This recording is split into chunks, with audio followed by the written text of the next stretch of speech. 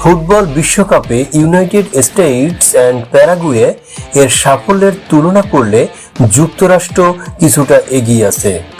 যুক্তরাষ্ট্র বিশ্বকাপে অংশগ্রহণ করেছে 12 বার, আর সেখানে প্যারাগুয়ে বিশ্বকাপে অংশগ্রহণ করেছে 9 বার। যুক্তরাষ্ট্র মোট ম্যাচ খেলেছে 37টি আর প্যারাগুয়ে মাত্র 27টি। যুক্তরাষ্ট্র জয় পেয়েছে 9টিতে এবং প্যারাগুয়ে জয় পেয়েছে 7টিতে। যুক্তরাষ্ট্র ড্র হয়েছে 8টিতে এবং প্যারাগুয়ে সেই তুলনায় একটু বেশি, যা 10টিতে।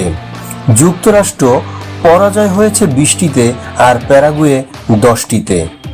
যুক্তরাষ্ট্রের সেরা সাফল্য হয় সেমিফাইনাল 1930 সালে, আর প্যারাগুয়ের সেরা সাফল্য হয় কোয়ার্টার ফাইনাল 2010 সালে। যুক্তরাষ্ট্র সর্বশেষ অংশগ্রহণ করেছে 2022 সালে এবং প্যারাগুয়ে সর্বশেষ অংশগ্রহণ করেছে 2010 সালে। যুক্তরাষ্ট্রের উল্লেখযোগ্য সাফল্য 1930 সালের প্রথম বিশ্বকাপে সেমিফাইনালে পৌঁছেছিল, যা তাদের ইতিহাসের সেরা ফল। 2002 বিশ্বকাপেও কোয়ার্টার ফাইনালে উঠেছিল।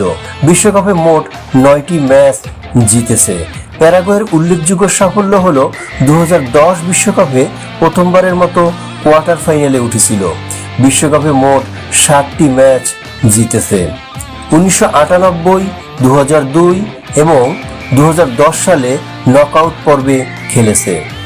মুখোমুখি বিশ্বকাপ ম্যাচ 2030 সালের বিশ্বকাপে যুক্তরাষ্ট্র প্যারাগুয়েকে 3-0 গোলে হারিয়েছিল। এটি ছিল বিশ্বকাপ ইতিহাসের প্রথম হ্যাটট্রিকের ম্যাচ।